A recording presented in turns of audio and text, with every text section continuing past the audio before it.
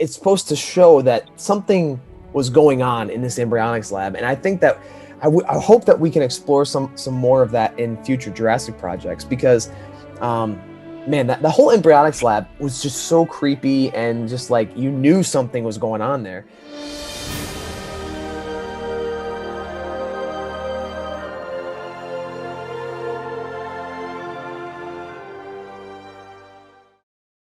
Welcome to Dino Park Media. My name is Samuel, and today I have once again joining me Matt Heuel from the Instagram account Site B, and he has just been an incredible source of information and an incredible co-host on the channel. So Matt, you just want to go ahead and say hello.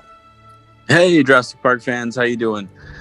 Today, I think we have a very special topic. It's involving my favorite island of all time. So buckle up. Let's go.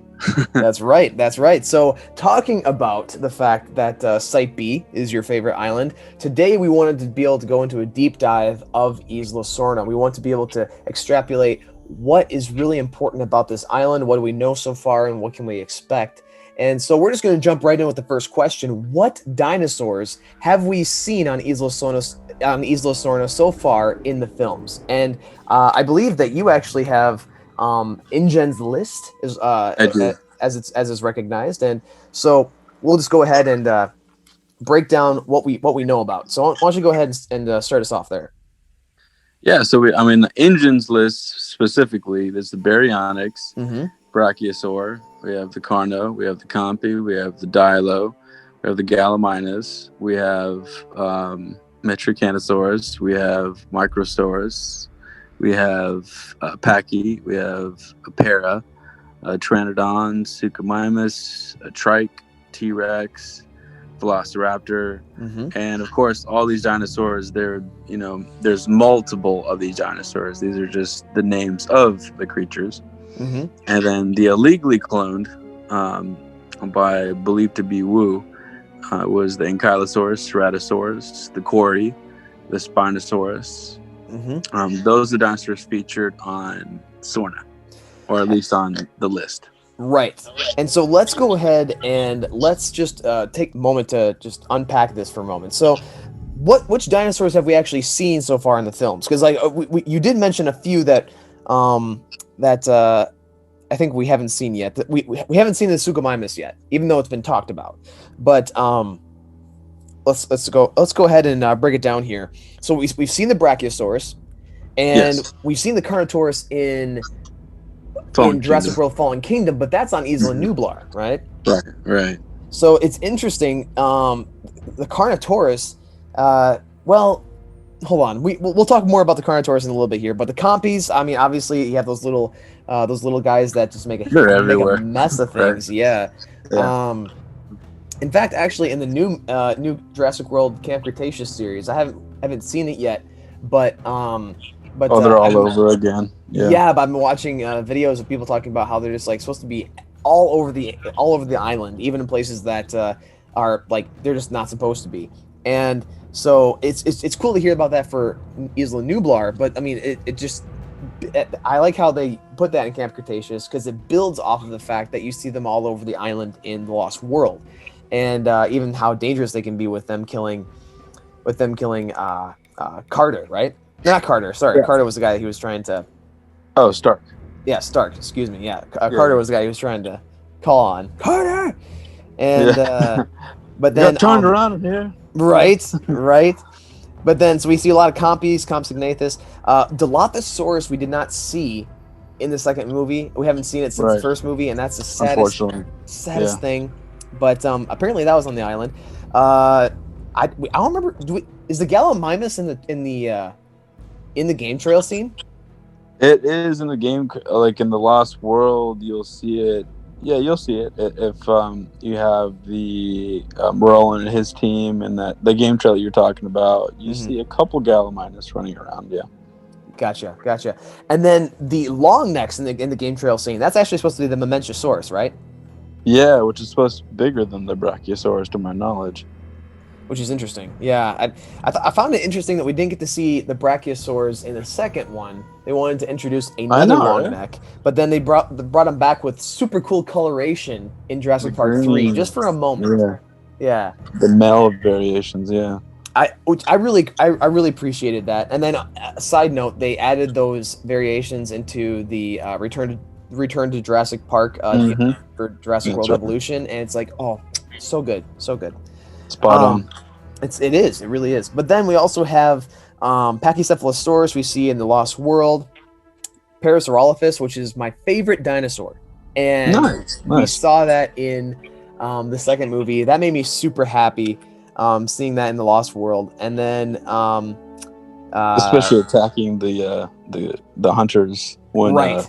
Sarah and Nick kind of let the dinosaurs loose right there. Oh yeah, that was so good. It got its comeuppance for it being like trapped so Yeah, that was sad. terribly on the game trail. And then we also have the Pteranodon, which is briefly shown at the end of Lost World, but the Yeah. Pteranodons have their whole scene in Jurassic Park 3, which is just amazing. I have a question for you with the Pteranodons because this is really tricky. Yeah. You know how the Pteranodons are on InGen's list technically? I mean, they are clearly, but the ones that Roland is carrying around on his InGen list on his paper is the Lost World skin. Yeah. But if you look at JP3, they look radically different.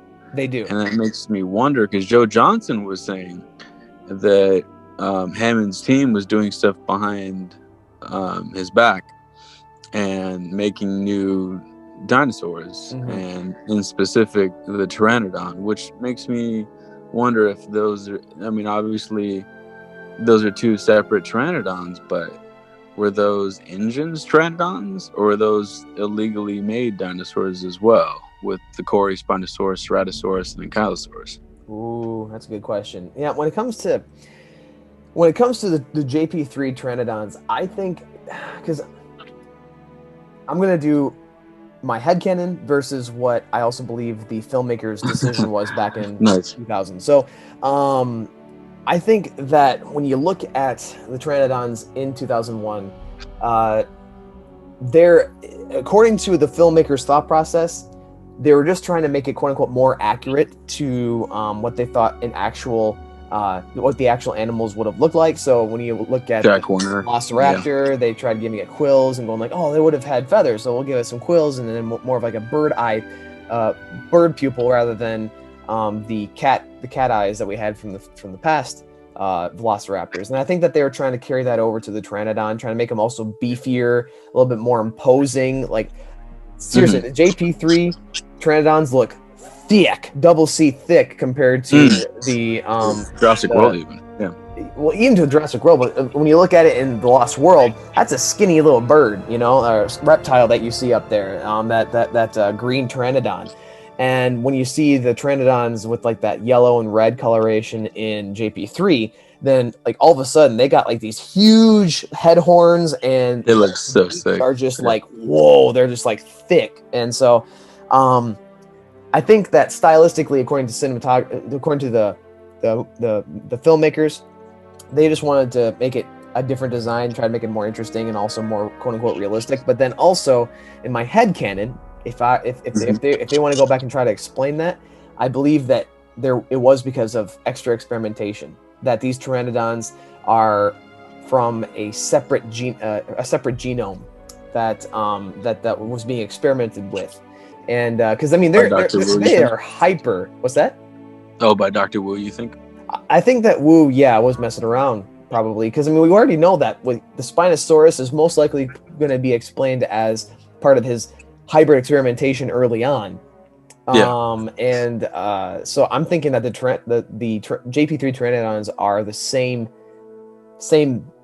league as that. But you can make the same case for the Velociraptors as well. Like you alluded to the eyes, but as well as the feathers or the quills on the head of the male Velociraptors in the third film. That makes me wonder if that falls in the same category, and I wonder if we'll see that in Jurassic World Dominion. Absolutely. And I mean, but then look no further than the illegally cloned dinosaurs. You have the Corythosaurus, the Ceratosaurus, Ankylosaurus, Spinosaurus. InGen was doing such weird stuff behind the scenes, and so it's well within the realm of possibility that these pteranodons just could have been a little something extra. But moving on to our next question, though, what dinosaurs are actually on Isla Sorna that we haven't seen in any of the movies? And I think this is where it can provide a lot of interesting possibilities with what we might be able to see in Dominion and maybe whatever future project the Jurassic franchise has for us. I mean, we got the baryonyx, but that was, of course, a Numblar, Carno, a Numblar, the Dilo, a Numblar. Yeah, I mean, most of the dinosaurs that are on InGen's list, we've at least seen in Fallen Kingdom during the Stampede volcano. But, yeah, I mean, Suchomimus, we haven't seen that as well on Sorna. Nope. I want to see Suchomimus. I also want to see Metriacanthosaurus. That would be cool. Yeah, because it's supposed to be just like a bigger, lumbering dinosaur, and it's supposed to be like something that's physically imposing and sizable to the T-Rex, but its bite force is nothing compared to T-Rex. And I would just love in Dominion or any future project for the Metriacanthosaurus to come across the Tyrannosaurus Rex and just like tuck tail and run. I don't know, there's something about that just to like once again show off the dominance of the T-Rex. Dominance of the T-Rex. I would just, I would be crazy about that. But I mean, we'll see. We'll see what happens. But Suchomimus, though, I think would be really interesting because Suchomimus is actually supposed to be, in real life, it was supposed to be part of the Spinosaurid genome of dinosaurs. Yeah. And but it's supposed to be a swimmer similar to the Spinosaurus. Like the Spinosaurus was supposed to be like this semi-aquatic dinosaur that sometimes goes on land, but does a lot of its fishing and a lot of its hunting in the water.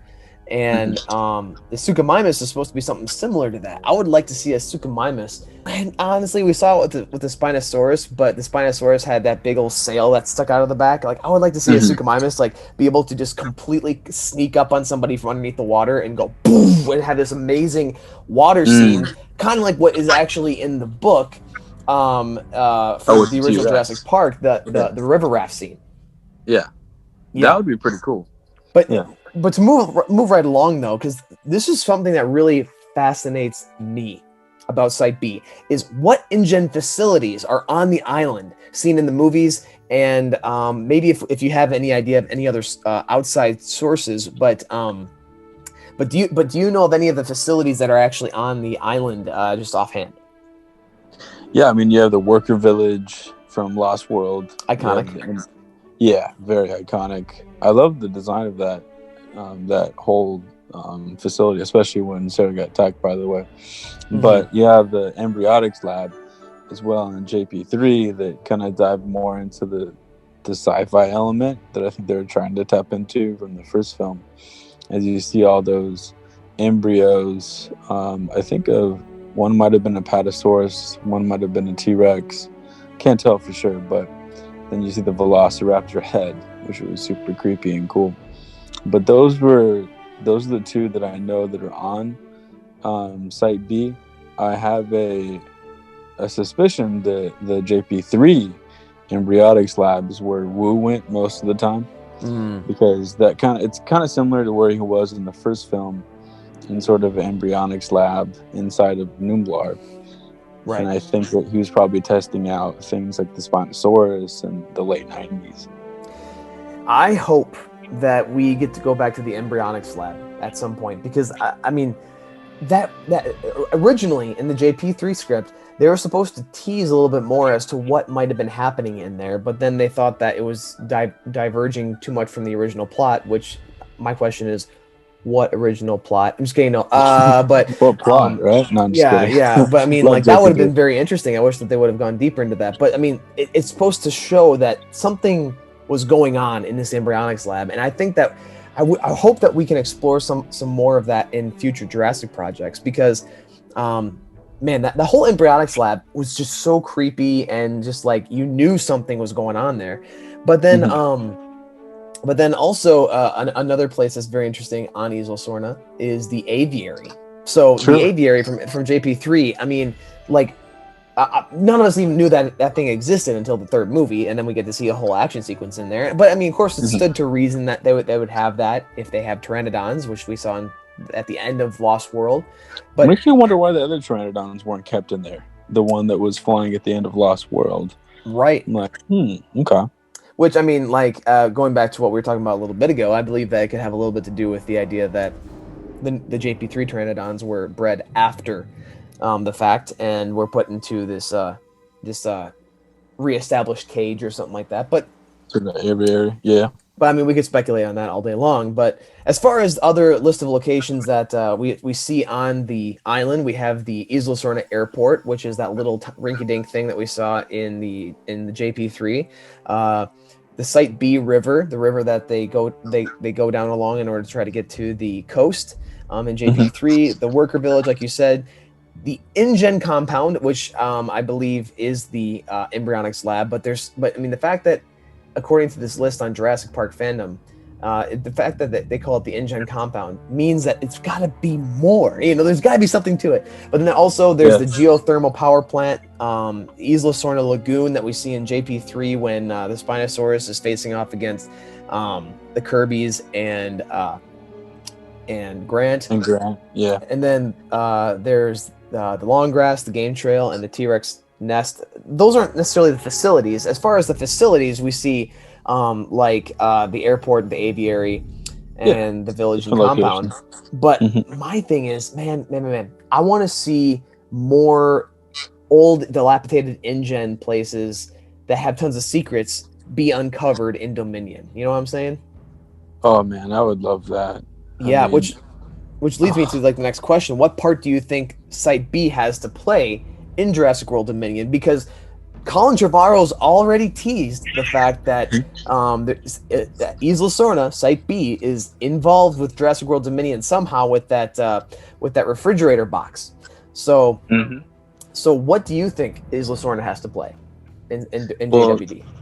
Man, I hope a lot, but if any at all, they would have to explain the Rex killer, aka the Spinosaurus, and where that came from. But if you look at that picture that Colin posted on social media, it looks a bit 90s, maybe 2001. The look of it with the telephone in the background being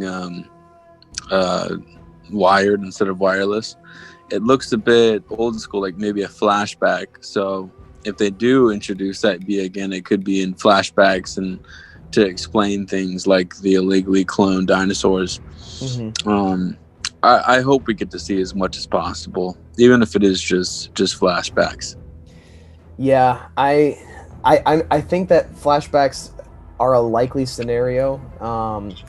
And Clayton Fiorita did a video when that picture that you're referring to came out, when Trevorrow posted it. But I hope it's not flashbacks. I really, with everything inside of me, I hope that there's something at Isla Sorna that they have to go and get, and they actually go to that island. But we will see. I think see the buck in the dough. That would be great. they're just chilling there, going like, "Hey, we're grandparents now." What up? But dude, my word, I hope that Isla Sorna plays more than a flashback scene. But either way, if it's a flashback in JWD, I do believe that it will set up something to show Wu's involvement with skirting around authority when it comes to creating his own projects. I think that'll have something to do with setting up Wu, leading up to his black market connections and stuff like that in the future. But then, if it's not a flashback, I mean, I do believe that, like I said earlier, my hope is that they go to Isla Sorna in order to have to either retrieve something, or that's where they feel like if there's one last place that we can put these dinosaurs, it's here on Sorna, and they try to go there in order to discover what a land where they can hopefully capture dinosaurs and bring them to. But I always thought that. I never understood why in Fallen Kingdom Sorna was never on the table. I understand that there's two things, I guess, against it. I mean, one is that it's also a volcanic area. But for me, if it's not an active volcano, then I know you can use the term, you're putting a Band-Aid on a bullet wound, I guess you can say. But At the same time, I do think that should have been. It's only 87 miles away. Yeah. So I don't understand why they couldn't just ship the dinosaurs 87. That's, for people in California, you know what I'm talking about. That's even closer. The Santa Barbara to Los Angeles is farther. Yeah. So I mean, that's nothing. So I would personally like to see that happen, or I would have liked to see that try to happen in Jurassic World Dominion. I know that there was rumored to be deleted stuff of Malcolm going on board a ship where he thought that the dinosaurs were going to be shipped to Sorna, but then they were going to be shipped to California instead, to Lockwood's Manor, but that never made it to film. So we'll see what happens in the next film. Honestly, that's all that we can do. We can speculate all day, but we'll have to wait for the confirmation. But as far as Isla Sorna, beyond Jurassic World Dominion, as far as Isla Sorna hopefully being used in a future project, do you think that there will be a series that could be about Isla Sorna with a group of people, whether they're survivors or people that actually went to Sorna on purpose, then exploring the island and having to uncover secrets? As much as I'd love to say yes, I just don't see it happening, because if they are going to go back in time, I would think that they would probably go back to Numblar, just because the fanfare and how people love the first film, and for some reason the second and third film aren't as loved as much, which is fine. I feel like they tried to almost let go of Sorna as much as possible, still keeping it canon, but kind of keeping Numblar the actual Jurassic Park. So as much as I would love to see it, man, I think that they're probably going to go back to Numblar, if anything, to kind of create that Jurassic Park the game kind of feel, going back there, which would be pretty cool too, though. I hear that. But the fact that one thing that gives me hope that they could do that. Yes, please, anything. Colin Trevorrow says that he wants this to be one coherent story, that Dominion is supposed to not just tie up the Jurassic World trilogy, but it's supposed to tie up the 6 films that have come before it, or all of the 5 other films that have come before Lost World and JP3. Exactly, yeah. And then it's supposed to show how all 5 films play into what happens in JWD. And so, with that being said, I do believe that they value Jurassic, the Lost World, Jurassic Park, and JP3. I hope so. They better. I think they still value it, even though they haven't been doing too much with it. I think that they've been trying to build up to a point where they can go back and use that stuff. Kind of like how Star Wars built up to a point after being bought by Disney, where they could start going like, I think we'll start drawing stuff from the prequels now. I think that they're kind of going that same project route here with that. And there's so much to explore with Sorna, particularly why are there different velociraptors? Why do those quilled velociraptors even exist? So I believe that there's plenty to explore there.